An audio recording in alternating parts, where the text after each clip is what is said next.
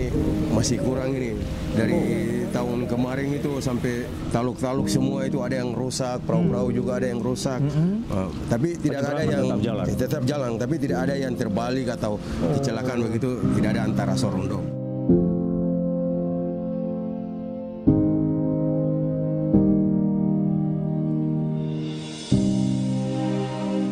Perahu ini kecil maupun besar ini kapasitasnya itu 14 orang. 14 orang. Ya, jadi satu kursi duduk dua orang. Ini ada 7 kursi di dalam. Jadi yang menggunakan itu 14 orang. Oke, seperti begitu.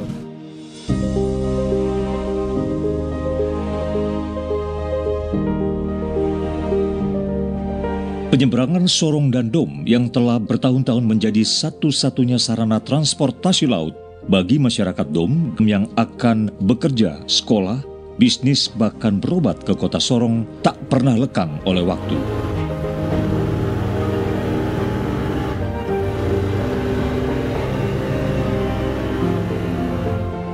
Motoris yang menggantungkan penghidupannya untuk menghidupi keluarga pun bercerita tentang pasang surut perjalanan kehidupan mereka menggantungkan hidup menjadi seorang motoris.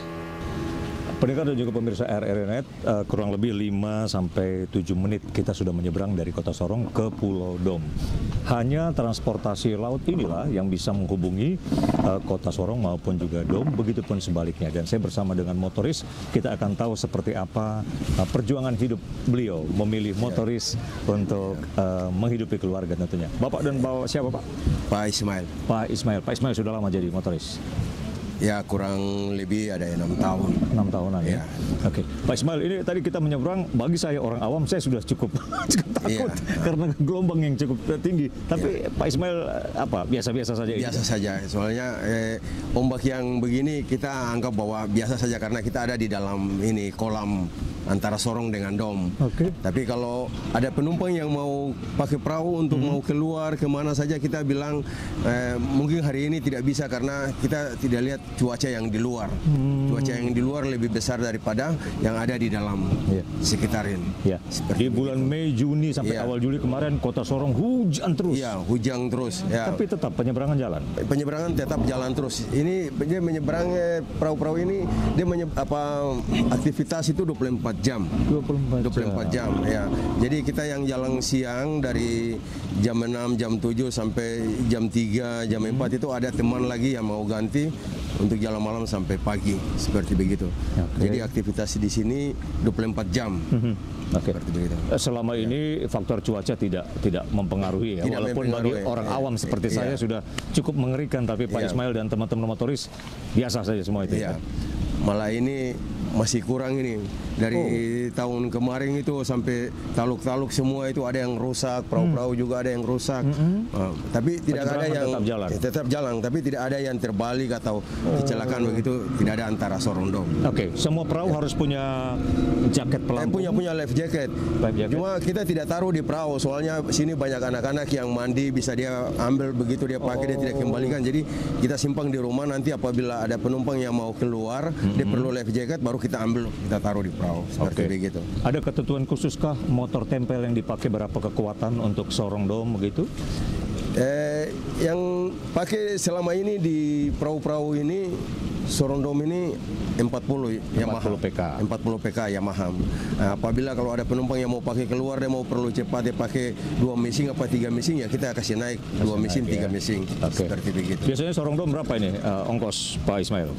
Satu orang 5.000 itu perorangan. Itu giliran perorangan. Kalau mau diantar, mau cepat 30.000. Pakai sendiri dia? Pakai sendiri ya. 2, 3, 4 orang ya seperti begitu. Satu perahu isi berapa biasa? Satu perahu ini kecil maupun besar ini kapasitasnya itu 14 orang. 14 orang. Ya. Jadi satu kursi duduk dua orang. Ini ada 7 kursi di dalam. Jadi yang menggunakan itu 14 orang. Seperti begitu.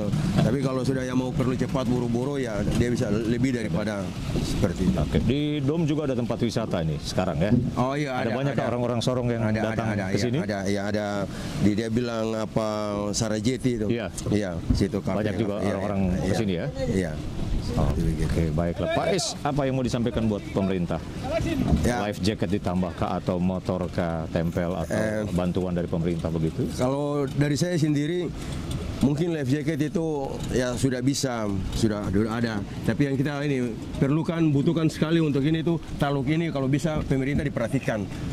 Karena ini kota tua, ini kota sejarah. Terus kalau ini pengunjung ini satu dunia ini, dari Eropa, Asia semua datang di sini. Jadi kalau dia lihat tempat seperti begini kan kasihan. Nah ini, padahal ini kalau diperhatikan ini, makanya perahu-perahu ini dia seperti begini. Kasihlah tempat yang layak, buatlah taluk ini, jembatan ini yang layak supaya penumpang itu juga dia senang. Begitu. Kita pun juga begitu senang. Seperti itu. Oke, Pak Is, terima kasih banyak. Iya. Dan juga pemirsa RRI Net, ikuti perjalanan saya kembali ke Sorong dengan alunan ombak yang kadang-kadang bikin ngeri-ngeri sedap.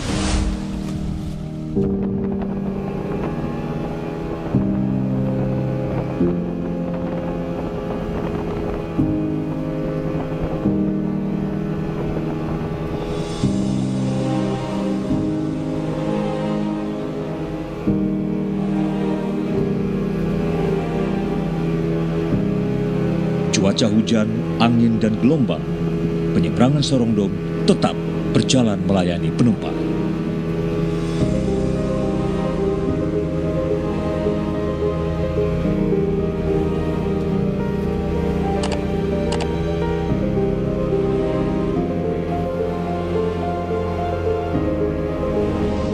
Pemirsa RRI Net, saya berada di penyeberangan Dom ke Sorong. Alunan-alunan yang cukup mengasihkan seperti tadi saya katakan.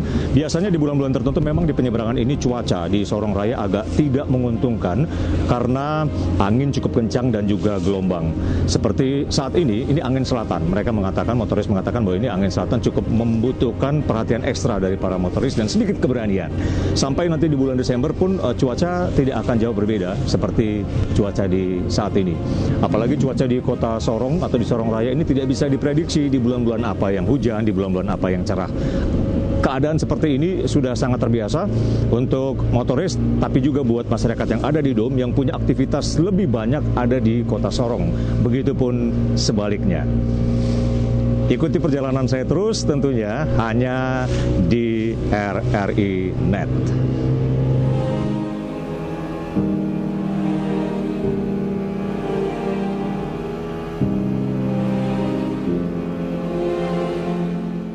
Bapak Sandy Rumbiak, salah satu penumpang yang selalu melakukan penyeberangan Sorong Dom pergi pulang karena ia harus bekerja di kota Sorong. Bahkan kapanpun dia pergi ke Sorong atau pulang ke Dom, penyeberangan ini selalu ada hingga di jam-jam larut malam hari sampai subuh hari. Oke, pemirsa, saya juga bersama dengan salah satu penumpang dari Dom ke Sorong yang ikut dalam paket saya di saat ini. Bapak boleh diberitahu nama, kemudian? Ya, baik. Terima kasih Pak Yuda. Nama saya Sandi Michael Rumbiak, Bapak Sandi, penduduk warga Pulau Dom. Dan setiap hari aktivitas kita pulang pergi transportasinya lewat taksi laut. Ya seperti ini keadaannya. Iya. Bapak Sandi, di bulan-bulan apa yang kadang-kadang agak sedikit mengerikan penyeberangan ini dengan cuaca yang tidak menentu ini? Ya baik, kalau untuk bulan saat waktu-waktu lampau itu biasanya akhir-akhir tahun, mulai dari September, Oktober, November itu cuaca sedikit ekstrim. Tapi untuk saat ini sudah tidak bisa dipastikan. Waktunya sudah tidak bisa dipastikan. Kadang cuaca pagi itu teduh, tiba-tiba malam gelombang. Kadang malam yang teduh, pagi dan siang itu yang gelombang. Jadi sudah tidak bisa dipastikan. Oke. Sekali penyeberangan biasa tarifnya? Ya kalau kita naik biasa itu perorangan 5.000. Ya. Tapi kalau misalnya kita butuh cepat, kita charter gitu, istilah di sini charter. Itu 30.000. 30.000 sekali pakai. Oke, banyak juga orang yang di Dom beraktivitas di kota Sorong ya? Begitu sangat banyak. Banyak ya? Iya. Jadi tidak mau mereka tetap, ini sarana satu-satunya? Ya, ini fasilitas satu-satunya, ya terlepas dari yang punya pribadi. Iya. Tapi kalau fasilitas transportasi yang disediakan, taksi laut ini. Sebagai masyarakat, apa yang ingin disarankan ke pemerintah dengan kondisi penyeberangan longboat seperti ini? Ya, mungkin yang saya sarankan, yang pertama pendaratan. pendaratannya mungkin lebih diperhatikan lagi. Terus untuk fasilitas transportasi ini yang paling utama itu safety-nya. Ya mungkin life jacket, terus ya terkait dengan administrasi, mungkin izin-izin ini biar lebih diperhatikan masalah keselamatan begitu. Gitu ya. Baik, terima kasih Bung Sandi. Oke, sama-sama, sukses selalu. Ya. Cuaca di Sorong yang tidak dapat diprediksi, angin, hujan, dan juga gelombang tinggi pun diakui oleh Prakirawan BMKG Kota Sorong.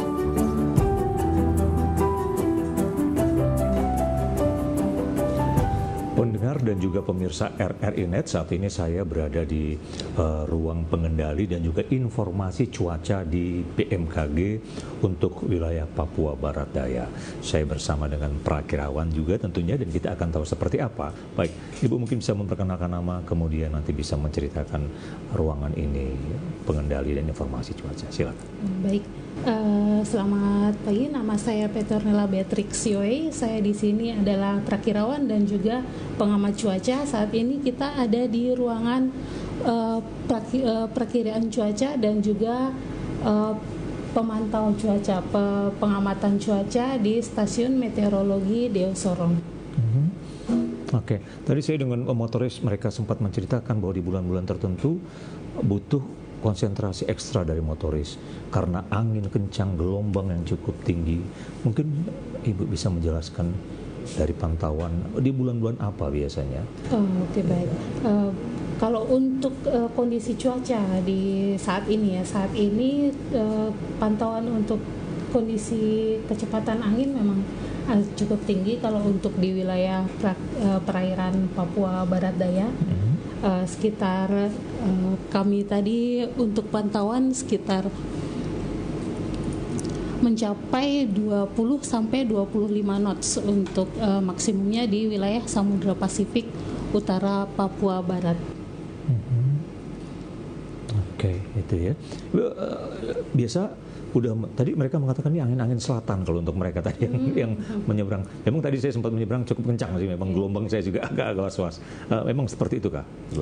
Kondisinya memang kalau untuk kecepatan angin ini juga nanti mempengaruhi ke tinggi gelombang juga ya. Karena biasanya tinggi gelombang kan dia energinya dari angin juga, makanya sangat mempengaruhi kalau kecepatan anginnya tinggi. Oke, di bulan-bulan ber juga katanya seperti itu. Memangnya seperti apa biasanya Bu kalau di bulan-bulan memasuki ber itu? Kalau untuk wilayah perairan Papua Barat Daya khususnya, sebenarnya ini untuk di bulan-bulan ini, bulan Juni Juli itu termasuk tidak begitu tinggi ya, tidak signifikan tingginya, sekitar 2 meter. Kalau di awal-awal tahun seperti bulan Januari, Februari, atau di akhir Desember itu juga itu malah cukup tinggi, sekitar 2,5 sampai 3,5 maksimumnya. Jadi memang di bulan-bulan itu cukup waspada ya, buat kita yang mau menyeberang. Iya, yang menyeberang. Oke, dari ruangan ini kebutuhan cuaca diberikan kepada siapa saja biasanya? Kami di sini pelayanan utama kami adalah untuk penerbangan, jadi untuk stakeholder di wilayah penerbangan. Tetapi kami juga ada memberikan untuk perakiraan cuaca publik, itu untuk masyarakat di Papua Barat dan juga Papua Barat Daya, dan juga ada perakiraan maritim Papua Barat Daya juga. Masyarakat Sorong Raya sudah cukup sadar untuk informasi penting seperti ini. Mereka butuh begitu maksudnya? Ya, kami selalu kalau untuk share lewat ada grup WhatsApp juga di sosial media, dari masyarakat juga memberikan masukan juga. Apabila ada kejadian, biasanya dari masyarakat juga kadang memberikan informasi atau bertanya tentang bagaimana keadaan cuaca seperti itu. Oke. Baik. Terima kasih sekali Bu untuk informasinya bagi kita untuk memperkuat tadi motoris yang memang menyampaikan di bulan-bulan tertentu ternyata betul seperti yang Ibu sampaikan ini. Ya, terima kasih, selamat siang. Sama-sama. Cuaca yang tidak menentu di Sorong Raya, bahkan transportasi penyeberangan Sorong Dom tak pernah lekang oleh waktu untuk terus bisa menyambung kehidupan keluarga.